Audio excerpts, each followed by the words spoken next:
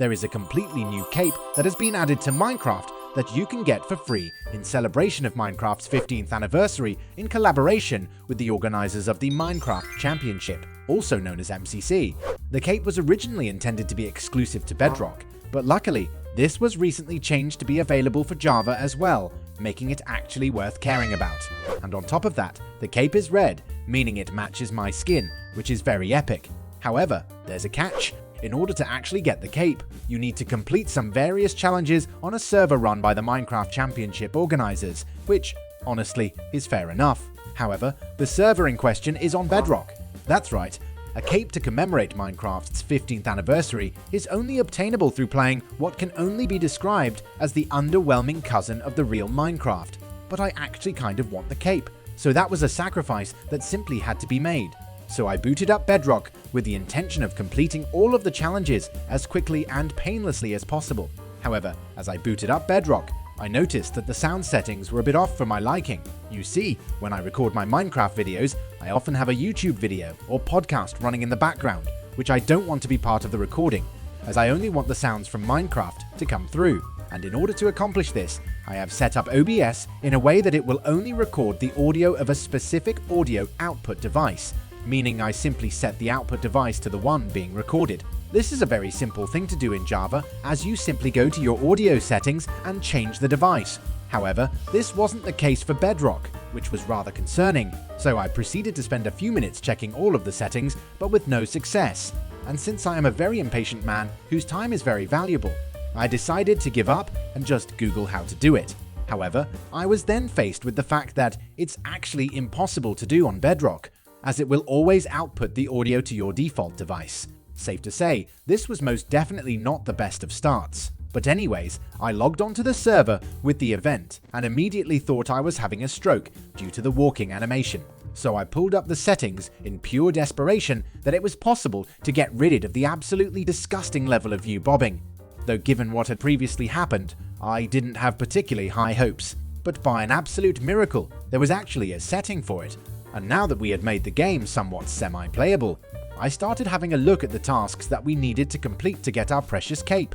I then realized that I was completely lost and had absolutely no idea what I was doing, and made the executive decision to look up a guide on how to deal with all of them. Apparently, we would need to start with the 4 bottom ones to the left, as all it required us to do was to complete each minigame available on the server, which seemed simple enough, so I started off by going to the grid runners. I then had a quick look at what the game would require me to do, and went up to an NPC of Smager, who gave me some advice on how to not be completely useless. And with my confidence having skyrocketed by the previously mentioned advice, I entered the queue to play. I was then told that I was about to enter the game, but was for some unknown reason put back in the queue. I have absolutely no idea why this happened, but as a spoiler, this happened on quite a few occasions throughout my time spent on this server. But eventually, I was finally plonked into a room with a bunch of explosives. The first challenge was to make it to the end of the room, which we all completed in roughly 8 seconds, which was perfect for my playstyle, as I generally prefer to not make any effort. Though in our next room, we were tasked to kill all of the mobs as quickly as possible, and this is where I realized that I had been an utter fool who had completely forgotten to set my keybinds. In normal Minecraft, you usually attack by using the left mouse button and use items by clicking the right button. However, for some absolutely unfathomable reason, the default key bindings in Bedrock Edition are set to Q for attacking and A for using your item. I genuinely have absolutely no idea why anyone thought it made sense to use those as the default key bindings. I'm very curious to know if you Bedrock players on PC actually use those default key bindings, or if you just change them. Please leave a comment about that, as I am genuinely curious. But eventually, we could proceed to the next room, where we were tasked to vandalize a few walls, which was rather straightforward. Then came the cake baking room, where we would collect ingredients to make cake. I don't really have any notes on this, as I've been more entertained reading what's on my shampoo bottle than I was whilst playing this game. We then moved on to the next room, where all we had to do was to run to the finish line, and with that, we had completed our first out of 15 tasks we had to complete. I then wasted no time at all and went straight to the second minigame we had to complete, which was called Sands of Time. But this time, I skipped the tutorial because I am a very capable and smart adult, So I started off by running around like a headless chicken, trying to find out what I'm supposed to do, and noticed that there were piles of money scattered across the map, as well as random locked chests. I also found out that we could pick up sand to extend our time in the game. And with all of that information, I started exploring as much as I could to grab as much money as possible before our time ran out. And when our time ran out, I was teleported out of the minigame. However, I rather quickly noticed that we didn't clear the challenge and came to the realization that we actually had to make our way back before the time was up to actually complete it. This information would probably have been good to know in our first run, as we would now have to play this minigame again due to my inability to read as well as my rather astounding level of incompetence. So I got right back to the task at hand. However, this time with the information that I have to go back to the portal to complete the task. However, that information didn't change anything at all, as I somehow still managed to run out of time just as I was about to make it back, meaning I had to do it for a third time. It is at times like these I genuinely worry about myself, and on our third attempt, I finally managed to complete the task. Now we only had 2 mini-games left to partake in to finish our first set of tasks, and those were Meltdown as well as Ace Race. I'm not a big fan of racing, so I decided to go for Meltdown as our next game. However, as I tried entering the portal leading to the minigame, I was met with pop-up spam and wasn't allowed to enter, so I tried relogging. But that didn't fix the issue, which was rather concerning. This meant that I had no other choice but to go and complete the Ace Race first. The concept of this minigame was very straightforward, as you simply had to run in a big circle. However, as dull as this was, it presented a perfect time to play the royalty-free Eurobeat song I found in the YouTube music library a while back.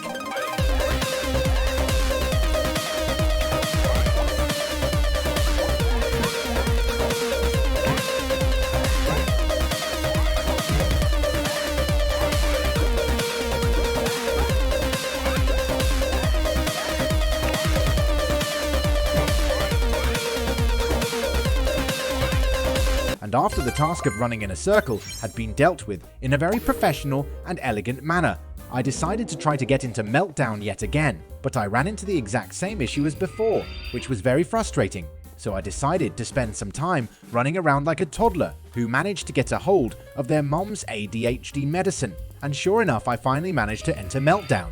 My theory as to why I wasn't able to enter it before is that I was missing the resource pack needed for it. I have absolutely no idea why it didn't install earlier when the other resource packs did, but the main thing is that we could finally start making progress again. So I put myself in the queue and was rather quickly told that I was about to enter the game. But, just like with the first game, it placed me back into the queue again. But eventually, I got to play our final minigame we needed for our first set of tasks. The task in this minigame was to survive with a bunch of mobs in each room until the door to the next room opened. We were also given a bow that could freeze mobs, making them a one-hit kill, and this one is most certainly my favourite out of all of the mini-games, as I actually had fun playing it. Though one thing I'll say about it is that this mini-game was the one most affected by lag, which was a bit inconvenient, and since my skills in this game leaves a lot to be desired, I didn't manage to clear all of the rooms as I got my cheeks clapped in the last one, which was rather embarrassing, but putting my gaming skills, or rather the lack thereof aside, I had now completed our first 4 tasks, which was very epic, though in order to complete the rest of the tasks, I would need to buy a bunch of hats. And this was the reason why we started with the tasks that we did, as the hats cost coins, which we had now obtained from playing all the mini-games. But now that we had bought all of the hats we needed to take on the rest of the tasks, I decided to stop procrastinating and get started. And this required us to buy 10 gifts from a shop to then give them to other players, which seemed simple enough. However, since I was still the living embodiment of poverty, I was unfortunately only able to buy 4 of them, so I started giving them to the players at spawn to at least get started with the task. Though, I was rather quickly faced by the fact that I was not only the living embodiment of poverty, but also illiterate, as I had for some reason completely missed the fact that I needed to wear the corresponding hats for each task, and this meant that I had given away all of the gifts I had bought for absolutely no reason. This meant that I now had to raise another 1,000 coins instead of 600, so I ran over to the Sands of Time minigame to grab as many as I could. I have absolutely no idea why I chose Sands of Time, but here we are, though even with my severely lacking parkour skills, I actually managed to raise 1,000 coins relatively quickly, which was very epic. However, throughout my time spent in the minigame, I realized that Bedrock Combat is actually broken. As a Java player, Bedrock Combat feels like an unrefined version of beta before the overhaul. The damage cooldown was inconsistent, the animations weren't matching the audio, and it would sound like you were hitting things whenever you would swing your sword or punch the air, even though it didn't hit anything. But putting aside the lukewarm beer of a combat system Bedrock has, I went back to the toy shop to get scammed out of all my money once more. I then went on to force-feed my newly acquired gifts down the throats of any and all players that crossed my path, and with our task done, I moved on to the Red Rabbit task, which required us to jump on a certain type of pad 50 times in the Ace Race minigame. So I went over to the Ace Race and got started with our new task. I started off by running the map as normal, but after having completed most of the map, I started jumping on a jump boost platform in hopes of cheesing the task like the very capable and intelligent young man that I am. Though when I made my way to the finish line, I noticed that my illiteracy had gotten the better of me once again, as I had been spamming the wrong boost pad. So I started the race once again, where I started jumping on the correct pads, though I rather quickly grew impatient and decided to try to find a better pad to spam, and I rather quickly managed to find the perfect spot, which was very epic. So I exited the race thinking that I had completed the task. However, that wasn't the case, as you apparently had to finish the race to complete it, meaning I had to do it yet again. And once I got to the finish line, I had finally completed the task. I then set my eyes on the orange Ocelots task, where I would have to do the exact same thing, but on the pads that we spammed on our first run. So I made my way to the very end of the race and started spamming the speed pad, and once I had done that for a while, I assumed that I had successfully used the speed pad 100 times.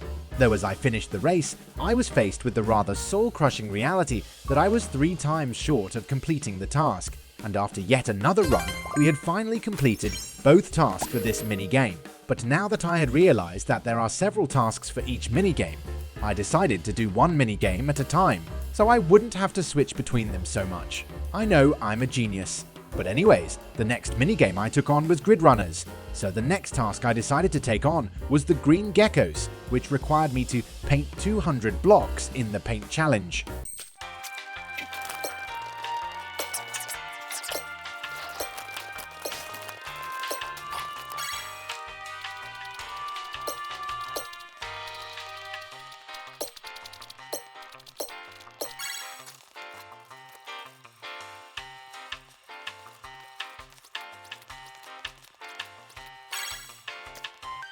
And after having finished our first run for this task, we had painted 52 blocks, meaning I would probably have to play it a total of 4 times to finish the task, which wasn't too bad. However, on my second run, I randomly lost my sword whilst fighting the mobs, and when we got to the paint challenge, I didn't get a brush, meaning I couldn't do anything, which was incredibly frustrating, as I had to wait in queue for every run.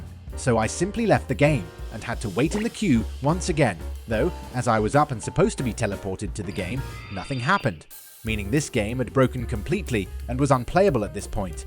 So I decided to move on to a different minigame, in hopes that Grid Runner would somehow get fixed in a very magical and supernatural manner. So the next game I picked to complete was Sands of Time, and the task we started off with was the Cyan Coyotes, which required us to find 75 piles of money. This was rather straightforward, as I just had to run around the map a few times. And once that was done and dusted, I got started on the Blue Bats task, which required us to collect 100 sand. For this one, I was significantly too lazy to actually run this minigame legitimately, so I simply ran in and grabbed the closest sand to the minigame spawn and finished the run, and I went on to do this for a rather soul-crushing amount of time. But after that, we had successfully completed all tasks in Sands of Time, and this is when I realized that I had somehow completely missed one of the tasks in the Ace Race, where I had to equip wings 25 times. So I made my way back and cheesed it in a very similar manner as I did with the other ones. I then tried going back to Grid Runners in hopes that it had been fixed in the manner described earlier, which rather luckily it had. However, I decided to go for the Purple Panda task instead of the Green Gecko, as I for some reason thought that it would be easier. I have absolutely no idea what made me think that. Though finishing this task was really straightforward, as I simply had to add 200 ingredients to the cake section, and I achieved this by spamming a bunch of sugar, though as I progressed in the panda task, I started seeing a bunch of purely pink skins and random objects. I had absolutely no idea why this happened, but assumed that it was a local issue and relogged, though this was still the case even after relogging, which was very strange, and this issue got even worse as time went on, as, eventually, almost all of the players I saw were pink and had pink hats along with many different areas in the game. But eventually, I did manage to finish the panda task, meaning we were one step closer to not having to play on this server anymore. The next task that I moved on to required us to fondle a ball at the water park part of the map, which I happily obliged to. And once that said ball had been professionally fondled, I had grown sick and tired of playing grid runners, so I decided to solve the mystery cave task. I then went to bed in real life in hopes of all the issues being resolved by the time I woke up, and rather surprisingly, this seemed to be the case, which was very epic. I then finished the green gecko task by a bit of casual vandalizing and moved on to the last task we could actually complete. This task was the yellow yaks task, where we had to kill 200 frozen mobs in Meltdown. I had heard that this is the task that takes the most time, hence why I chose to do that one last. However, after just 3 runs, I had successfully completed the task, meaning it took but a fraction of the time I spent in our previous game, meaning that the bastards online lied to me. But with that, we had completed all tasks that are possible to finish at the time of this recording. The reason we can't do all 15 tasks right now is because the last quest required puzzles to be completed for each day, meaning no one can complete it until day 7 of the event. But this means that we're done with pretty much everything and just have to log on to the server for the next few days to solve the puzzle. So there we have it, the first time that I've actually given Bedrock Edition a chance. And in all honesty, my experience was very much in line with my initial expectations, as we were bombarded with weird visual glitches, the queue system not working properly, the very unrefined combat system that felt broken, as well as a completely random crash out of nowhere. However, I'm actually not entirely sure if it's Bedrock that's scuffed, or if it's the server, so please leave a comment if you're a Bedrock player and tell me if these issues are normal. I am genuinely curious. Obviously not curious enough to look it up myself, but still pretty curious. But anyways, I hope you enjoyed the video. Please leave a like and subscribe if you did, and I'll see you in the next one.